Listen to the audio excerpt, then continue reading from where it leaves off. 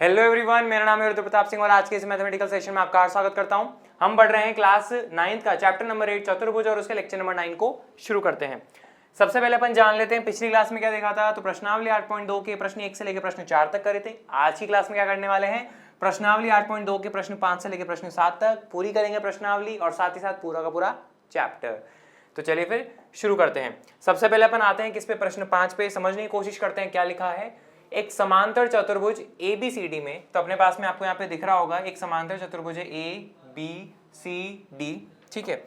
और इसमें क्या क्या जानकारी दी हुई है उसका अपन इस्तेमाल करते हैं। देखो, E और F क्रमशः भुजाओं AB और CD के मध्य बिंदु है। तो E जो है AB का मध्य बिंदु है ना, AB का मध्य बिंदु E है। इसका मतलब ये कि AE और EB आपस में बराबर होंगे। तो दिया है, मैं आप ये चीज लिख लीजिए कि AE अपने पास में किसके बराबर है, BE के। और F जो है CD का मध्य बिंदु है, F जो है CD का मध्य बिंदु है, मतलब CF और DF जो है अपने पास में वो भी बराबर हो जाएंगे। तो यहाँ पे आप लिख लीजिए CF बराबर है किसके, DF के, ठीक है।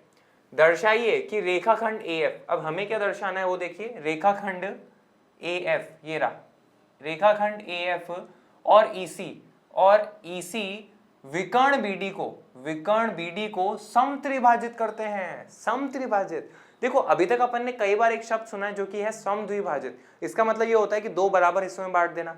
अब समत्रिभाजित का मतलब होता है बराबर बराबर 3 हिस्सों में बांट देना। इसका मतलब पता है क्या, कि ये जो अपने पास में AF है और ये जो EC है, इस BD को 3 बराबर हिस्सों में तोड़ती है। और वो 3 बराबर हिस्से अपने पास में कौन कौन से हैं, मैं जरा आपको फिगर में दिखाता हूं। देखो, ये एक तो हो जाएगा अपने पास में क्या है, ये DP, यहां से लेके फिर अपने पास में क्या है ये PQ, और फिर अपने पास में क्या है ये BQ, है ना। तो यानी कि BD जो है 3 बराबर हिस्सों में टूट जाता है AF और EC के कारण। कौन कौन से, DP, PQ और QB, और ये तीनों आपस में बराबर है। ये अपन को सिद्ध करना है, ठीक है। तो सिद्ध करना है क्या, DP बराबर है किसके, PQ के, बराबर है किसके, BQ के। ये अपने पास में हो जाता है। अब ये अपन कैसे सिद्ध करेंगे, इसको अपन समझने की कोशिश करते हैं, ठीक है। सबसे पहले अपने पास में यहाँ पे देखिए एक छोटी सी चीज देखेंगे। आप यहाँ पे देखिए चतुर्भुज AECF में, इसमें आप देखिए, तो आप यहाँ पे क्या कहोगे, चूंकि अपने पास में ABCD जो है क्या है, एक समांतर चतुर्भुज है, ठीक है। तो यहाँ से अपन क्या कह सकते हैं, AB जो है अपने पास में वो क्या हो जाएगा, CD के बराबर हो जाएगा, तथा AB जो है वो CD के समांतर हो जाएगा। आई होप इस बात से एग्री कर रहे हैं, ठीक है। अब AB का आधा कर दो और CD का भी आधा कर दो, तो अपने पास में देखना क्या हो जाएगा, AB का आधा, तो AE और BE आपस में बराबर बराबर हिस्से हैं और दोनों AB के आधे हैं। मतलब कि AB का आधा किसके बराबर है अपने पास में, AE के बराबर है। और CD का आधा अपने पास में क्या हो जाएगा, CF हो जाएगा। तो यहाँ पे आप लिख लेंगे AE बराबर अपने पास में किसके, CF के। पहली बात तो ये, और दूसरी बात AB जो है CD के समांतर है, तो AB का हिस्सा AE वो किसके अपने पास में समांतर हो जाएगा, CD का हिस्सा CF, ये अपने पास में हो जाता है, ठीक है। तो आप यहाँ पे क्या देख रहे हो कि AE और CF जो अपने पास में समांतर भी है और साथ में बराबर भी है, अतः है AE CF अपने पास में क्या हो जाएगा, एक समांतर चतुर्भुज। तो मैं ये चीज लिख देता हूं, आप देखिएगा,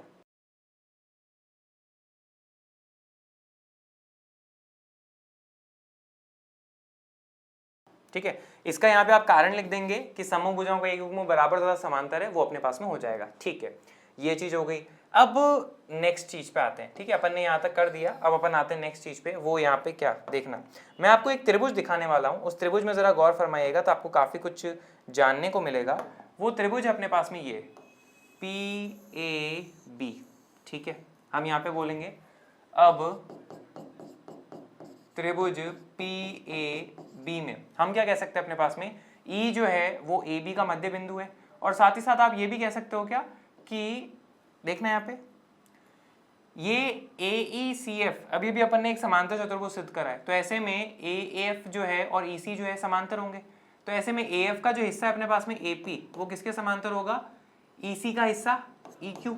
तो आप क्या बोलोगे, त्रिभुज PAB में E जो है मध्य बिंदु है AB का और EQ जो अपने पास में समांतर है AP के। तो मध्य बिंदु प्रमेय के विलोम से आप कह पाओगे क्या, कि अपने पास में Q जो है वो इस PB का मध्य बिंदु हो जाएगा, है ना। तो यही चीज मैं लिख देता हूं, आप देखिएगा।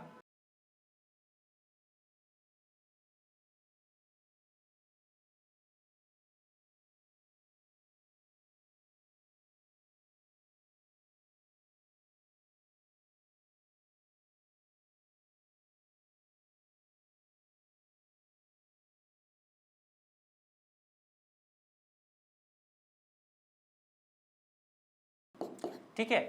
ए बी का मध्य बिंदु है तथा ए पी समांतर है ए क्यू, क्योंकि ए एफ समांतर है ए सी, अतः क्यू जो है बीपी का मध्य बिंदु हो जाएगा मध्य बिंदु प्रमेय का विलोम से।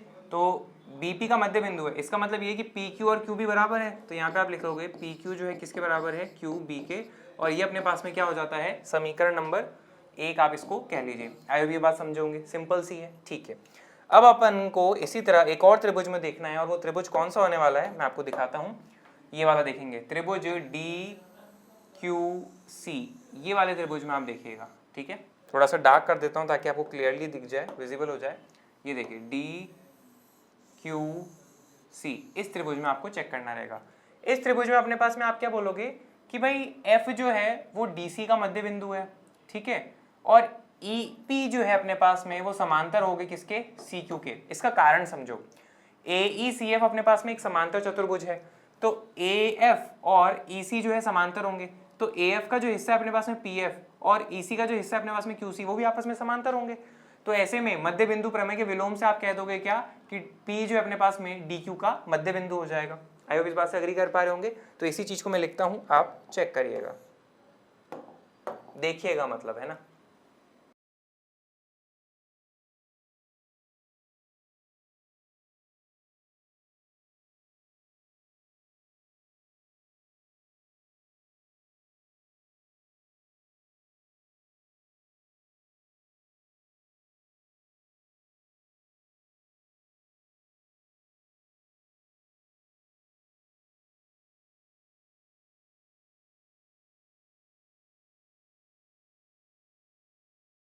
ठीक है, तो हम कह देंगे क्या, F जो है DC का मध्य बिंदु है तथा PF जो है QC के समांतर है।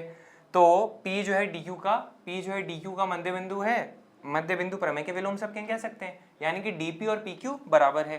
तो DP बराबर अपने पास में किसके, PQ के, और इसको अपन क्या मान लेते हैं, समीकरण नंबर 1 था, ये अपने पास में क्या है, समीकरण नंबर 2।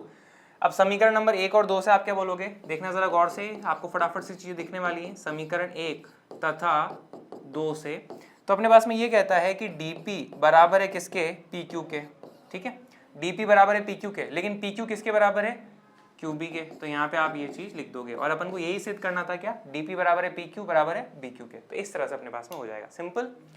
आगे आते हैं, अब हम आते हैं किस पे, प्रश्न 6 पे। उसको जरा समझने की कोशिश करते हैं। अपने पास में क्या लिखा है, दर्शाइए कि किसी चतुर्भुज, ठीक है, एक चतुर्भुज की बात कर रहा है, दर्शाइए कि किसी चतुर्भुज की सम्मुख भुजाओं के मध्य बिंदुओं को मिलाने वाले रेखाखंड परस्पर समद्विभाजित करते हैं। एक चतुर्भुज ABCD मान लीजिए अपने पास में दिया हुआ है, ठीक है। अब ये नहीं बताया कौन सा चतुर्भुज है, तो कोई सा भी रैंडम अपन बना लेंगे। तो मैंने बना लिया 4 भुजाओं का, ठीक है, और P जो है AB का मध्य बिंदु है, Q जो है BC का मध्य बिंदु है, R जो है CD का मध्य बिंदु है, और S जो है DA का मध्य बिंदु है। तो देखना, दर्शाइए कि किसी चतुर्भुज की सम्मुख भुजाओं के मध्य बिंदुओं, सम्मुख भुजा AB और CD, CB तथा DA के मध्य बिंदुओं को मिलाने वाले रेखाखंड, मध्य बिंदुओं को, सम्मुख भुजाओं के मध्य बिंदुओं को मिलाने वाले रेखाखंड, यानी कि पता है अपन किसकी बात कर रहे हैं, जस्ट अ सेकंड में आपको दिखाता हूं। अपन बात कर रहे हैं R से P को मिलाने वाला रेखाखंड, ठीक है, ये देखो, इसकी बात कर रहे हैं अपन। और एक और अपन रेखाखंड की बात कर रहे हैं जो कि क्या है, S से Q को मिलाने वाले रेखाखंड, ठीक है। मैं बड़ा करता हूं, जस्ट अ सेकेंड, ठीक है, इसकी अपन बात कर रहे हैं। तो फिर से देखो, किसी चतुर्भुज की सम्मुख भुजाओं के मध्य बिंदुओं को मिलाने वाले रेखाखंड, ठीक है, ये सम्मुख भुजाओं के मध्य बिंदु को मिलाने वाले रेखाखंड है कौन कौन, SQ और RP, है ना।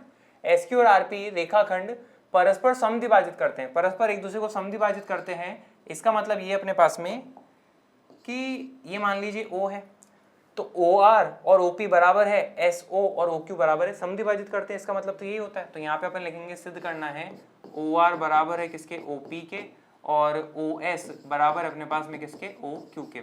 साथ में दिया है, मैं आप ये भी लिख लीजिएगा, P जो है AB का मध्य बिंदु है, Q जो है BC का मध्य बिंदु है, R जो है DC का मध्य बिंदु है, S जो है AD का मध्य बिंदु है। आई भी चीज क्लियर होगी, ठीक है।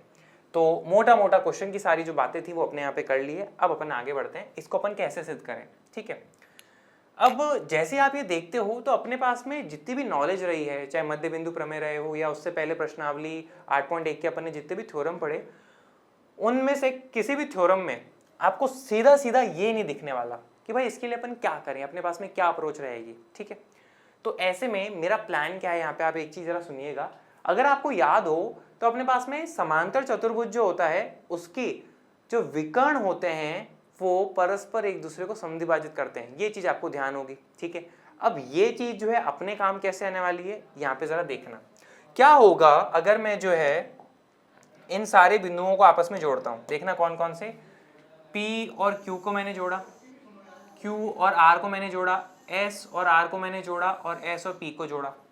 ठीक है, तो आप यहाँ पे क्या देख रहे हो कि अपने पास में PQRS एक चतुर्भुज दिख रहा है और SQ और RP जो है इस चतुर्भुज के विकर्ण दिख रहे हैं। ठीक है, अगर मैं किसी तरह से PQRS को एक समांतर चतुर्भुज सिद्ध कर दूं तो ऐसे में ऑटोमेटिक है कि भाई उसके विकर्ण जो है परस्पर समद्विभाजित करते हैं। इसका मतलब है कि OS और OQ बराबर हो जाएगा, OR और OP बराबर हो जाएगा और यही अपन को सिद्ध करना है।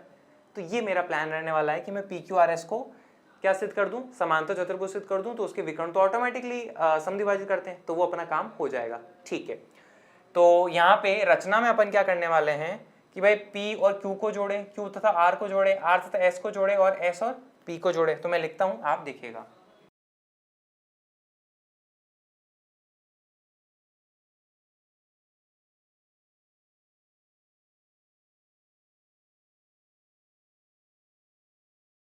ये अपने पास में हो चुका है। अब इसको अपन कैसे करें, समांतर चतुर्भुज सिद्ध करने के लिए भी तो अपन को कुछ कंडीशंस चाहिए होंगी, पका पकाया थोड़ना है। यहाँ पे देखिए अभी अभी अपन ने थोड़ी देर पहले जो है मतलब थोड़ी देर पहले क्या, ये जो अपनी एक्सरसाइज चल रही है इसमें अपन ने मध्य बिंदु प्रमेय के बारे में सीखा है, उसका अपन इस्तेमाल कैसे करने वाले हैं जरा यहाँ पे आप चेक करिएगा। एक चीज चेक करो, क्या मैं बिंदु A और C को आपस में जोड़ दूं, कोई दिक्कत है क्या? ठीक है, देखना A और C को मैं जोड़ रहा हूं, ठीक है, कोई दिक्कत नहीं है। तो यहाँ पे आप लिख दीजिए बिंदु A और C को भी अपन क्या करेंगे, जोड़ेंगे। तो ये भी अपने पास में क्या आ जाएगा, रचना में आ जाएगा। ठीक है, ये अपने पास में हो चुका है। अब क्या होगा प्लान, अब यहाँ पे आप देखिए बड़ी ही शानदार चीज आपको देखने को मिलने वाली है। अपने पास में दो त्रिभुज आपको दिखेंगे, कौन कौन से, ADC, ये ठीक है, ये दो त्रिभुज आपको दिखने वाले हैं। ठीक है, ये एक त्रिभुज आपको दिख रहा है, इसमें आप क्या देख रहे हो, अपने पास में S जो है AD का मध्य बिंदु है और DC का मध्य बिंदु R है अपने पास में, है ना।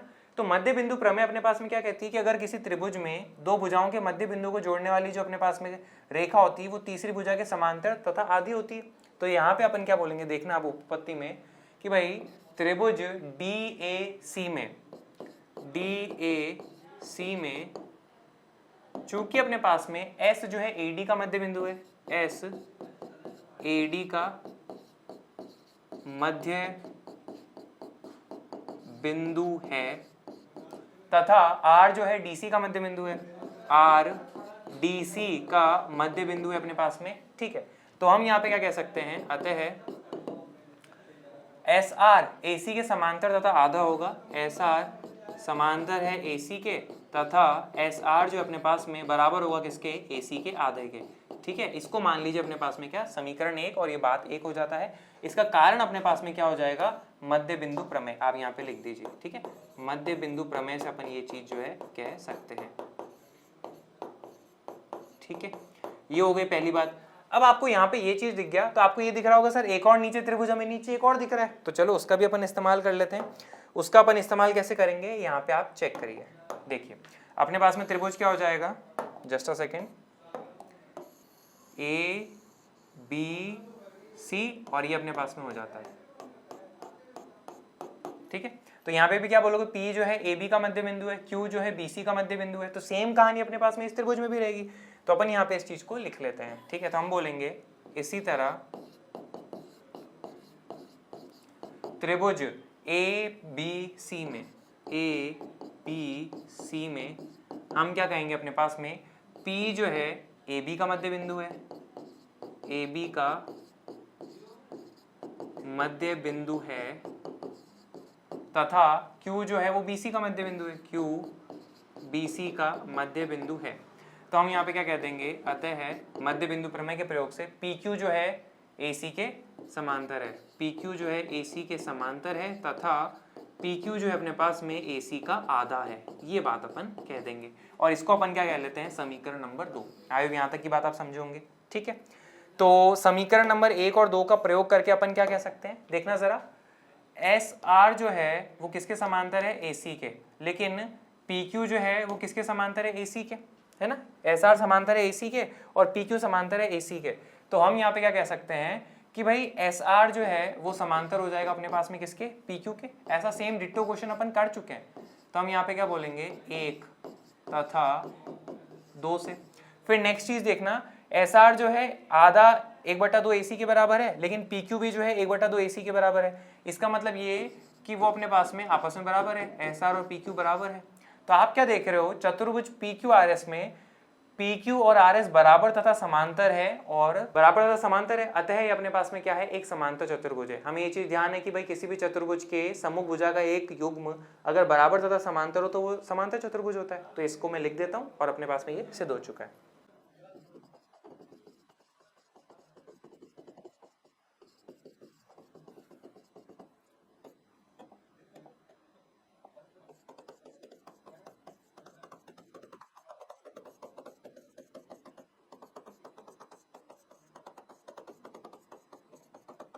ये अब लिख दिया। अब चूंकि अपने पास में पी क्यू आर एस जो है एक समांतर चतुर्भुज है, तो उसके विकर्ण परस्पर समद्विभाजित करते हैं। तो हम क्या बोलेंगे, अतः विकर्ण परस्पर समद्विभाजित करते हैं, ये चीज अपन कह सकते हैं। ठीक है, अब जैसे ही समद्विभाजित करेंगे तो आप क्या बोलोगे कि ओपी और ओ आर बराबर है, ओपी बराबर है अपने पास में ओ आर के, तथा ओ एस अपने पास में किसके बराबर हो जाएगा, ओ क्यू के। और हमें यही तो सिद्ध करना था at the end, O R बराबर है ओपी के और ओ एस बराबर है ओ क्यू के।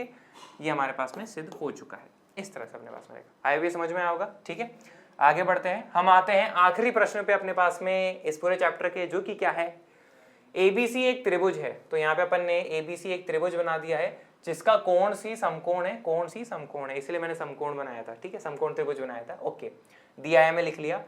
कर्ण AB के मध्य बिंदु M से होकर BC के समांतर खींची गई रेखा AC को D पर प्रतिच्छेद करती है। तो कर्ण AB के मध्य बिंदु M, तो AB का अपने पास में मध्य बिंदु ये हो जाता है, मान लीजिए M। ठीक है, मध्य बिंदु M से होकर BC के समांतर खींची गई रेखा, BC के समांतर एक रेखा खींचनी है। तो ये लीजिए, हमने BC के समांतर एक रेखा खींच ली। ठीक है, और क्वेश्चन ही कह रहा है कि वो BC के समांतर है। खींची गई रेखा AC को D पर प्रतिच्छेद करती है। तो AC को कहाँ पर प्रतिच्छेद करती है, D पर प्रतिच्छेद करती है। हम यहाँ पे दिया है, हमें लिख लेंगे कि भाई DM जो है वो समांतर है किसके अपने पास में, CB के। क्वेश्चन नहीं तो बोला। और साथ में AM जो है अपने पास में वो किसके बराबर है, BM के, क्योंकि M जो है मध्य बिंदु AB का। तो ये जानकारी भी अपने पास में आ जाती है। ठीक है, अब दर्शाना क्या क्या अपने पास को, सबसे पहला तो ये कि D जो है भुजा AC का मध्य बिंदु है, D जो है भुजा AC का मध्य बिंदु है, ये अपन को सिद्ध करना रहेगा। और बाकी चीजों को अपन अभी देखते हैं। तो चलो सबसे पहले वाले को अपन सिद्ध करते हैं, कैसे करेंगे। आप यहाँ पे अपने पास में देखिए कि त्रिभुज ABC में M जो है मध्य बिंदु है, दिया हुआ है, और DM जो है BC का समांतर है। अतः मध्य बिंदु प्रमेय के विलोम से आप कह सकते हो कि D जो है अपने पास में AC का मध्य बिंदु हो जाएगा, यानी कि AD और DC बराबर है। तो यही तो सिद्ध करना था कि D भुजा AC का मध्य बिंदु है। ये तो पक्का पक्का सिद्ध हुआ है। तो मैं इसको स्टोरी लिख देता हूँ।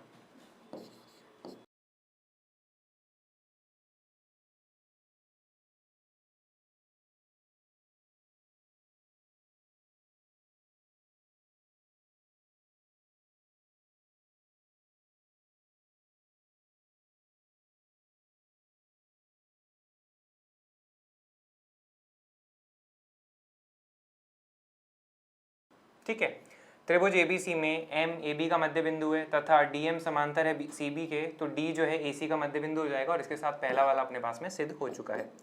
ठीक है, अब अपन को दूसरा सिद्ध करना है कि MD जो है वो लंब है AC पे, MD जो है वो लंब है AC पे। इसको अपन कैसे सिद्ध करें, देखिए यहाँ पे जरा कि अपने पास में, मैं आपको दिखाता हूँ, देखना, MD जो है वो BC के समांतर है, और अपने पास में ये जो AC है ये इन दोनों के बीच में तिर्यक हो जाएगी।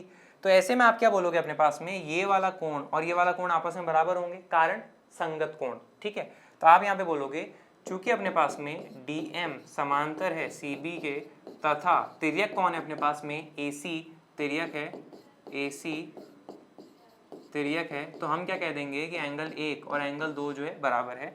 अतः एंगल 1 बराबर है किसके, एंगल 2 के।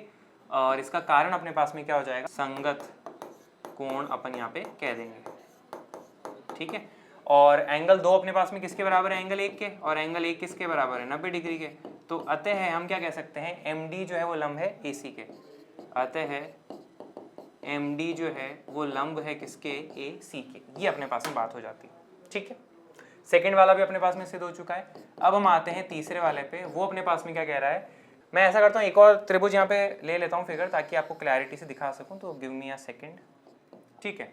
तो यहाँ पे क्या कह रहा है, CM जो है MA के बराबर है। तो CM कहाँ पे अपने पास में, ये रहा, CM बराबर MA और बराबर 1/2 AB, ये अपन को सिद्ध करना रहेगा। तो कैसे करेंगे, चलो यहाँ पे देखते हैं।